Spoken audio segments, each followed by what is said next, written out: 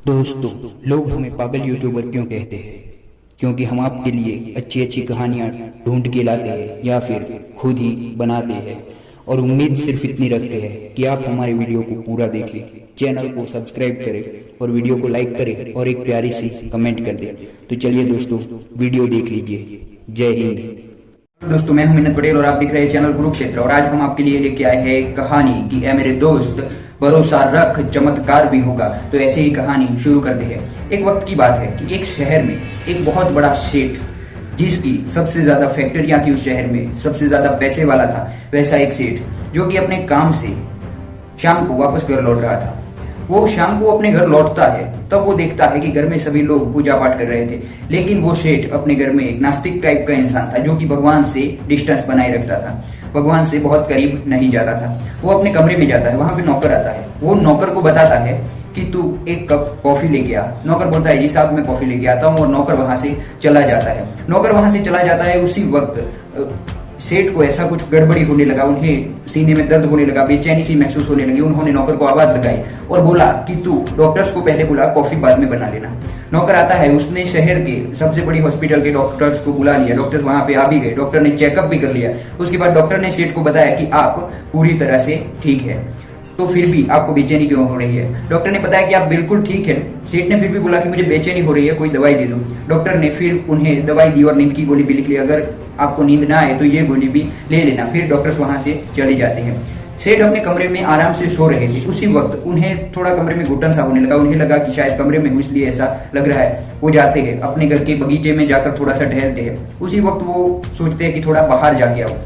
वो सड़क पे चलने लगते हैं, थोड़ा आगे निकल जाते हैं। फिर वहां पे वो देखते हैं तो एक ठीक ठाक सी जगह थी, वहां पर सेठ बैठ जाते हैं। सेठ वहां पे बैठते हैं, तभी एक कुत्ता आता है और उनकी एक चप्पल अपने मुंह में दबाकर भाग लेता है। सेठ भी एक चप्पल पहने हुए उस कुत्ते के पीछे भागते हैं। सेठ भी दौड़ते दौड़ते बहुत आगे निकल जाते हैं। कुत्ता भी झोपड़ पट्टी वाला इलाका था, वहां पर घुस जाता है। सेठ ने आवाज लगाई, कुत्ता डर गया, उसने वो चप्पल छोड़ दी और भाग गया। सेठ ने अपनी दूसरी चप्पल भी पहन ली और सेठ सोच रहे थे अब तो बहुत देर हो चुकी है, मुझे घर भी तो जाना है। सेठ अपने घर के लिए वापस से रवाना होते हैं। उसी वक्त एक झोंपड़ी से उन्हें कूट कूट कर रोने की आवाज सुनाई देती है।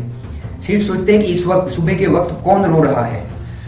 सेठ सोचते हैं कि जो भी हो, हमें अपने काम से काम रखना चाहिए, और सेठ अपने घर की ओर वापस आगे चलने लगते हैं। थोड़े कदम आगे चलते हैं, फिर उन्हें रोने की आवाज सुनाई देती है। फिर वो उस झोंपड़ी के पास जाते हैं और सोचते हैं कि क्यों न मैं एक बार देख तो लूं कि ऐसी तो उन्हें क्या परेशानी है कि जिसकी वजह से वो इतना रो रहे हैं। सेठ झोंपड़ी के पास जाते हैं, झांक कर अंदर देखते हैं तो एक महिला वहां पर बहुत तेज रो रही थी, बहुत परेशान लग रही थी। सेठ जी ने सोचा कि चलो कुछ पूछ लेते हैं। उन्होंने दरवाजा खटखटाया। उस औरत ने दरवाजा खोला। सेठ ने बोला कि बहन जी आप गलत मत समझिएगा, मैंने आपको रोते हुए सुना, इसलिए मैं आपसे पूछने आया कि ऐसी तो क्या परेशानी है कि आप इतनी रात को, सुबह होने के वक्त रो रही है। उस औरत ने बताया कि ये देखिए साहब, मेरी 7 साल की बेटी है और वो बीमार है और उसके ऑपरेशन के लिए बहुत खर्चा होगा, ऐसा डॉक्टर ने बताया है, लेकिन मेरे पास उसके लिए पैसे नहीं है। तो सेठ ने बताया कि ऐसे रोने से क्या होगा, तुम्हें मदद मांगनी है तो रोकर मदद थोड़ी ना मांगी जा सकती है। तुम कहाँ पर काम करती हो, वहां पे जाकर मदद मांग लो, वो लोग तुम्हारी मदद जरूर करेंगे। उन्होंने बताया कि मैं सभी घर पे जाकर झाड़ू पोछा करती हूँ, लेकिन उतनी मदद इकट्ठी नहीं हो पा रही है।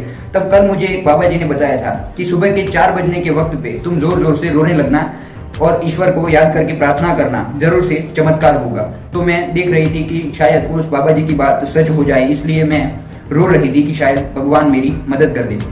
सेठ ये बात सुनने के बाद चौंक जाते हैं कि ये क्या बात हुई कि उस बाबा जी ने बताया था कि 4 बजे के वक्त रोने लगना चमत्कार होगा, और मुझे घुटन सी होना, सड़क पे चलना, कुत्ते का मेरा चप्पल लेकर इस झोंपड़ियों के बीच आना, वहां पर ही मेरा चप्पल छोड़कर भाग जाना और मुझे रोने की आवाज सुनाई देना, भगवान ने भी क्या मुझे इसकी मदद करने का जरिया बनाया है। उन्होंने तुरंत ही एम्बुलेंस को कॉल किया, डॉक्टर से बात की कि इस बच्ची को ठीक कीजिए, जो भी खर्चा होगा वो मैं दे दूंगा।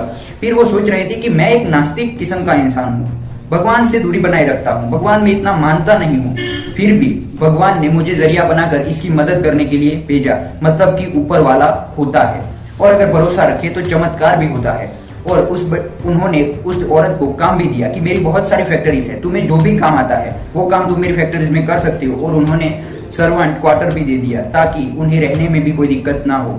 सेठ ने उस औरत की मदद कर दी, ना कुछ भी पूछे बिना। और उस औरत की मदद करने के लिए सेठ आए, उन्हें भी वो औरत नहीं जानती थी।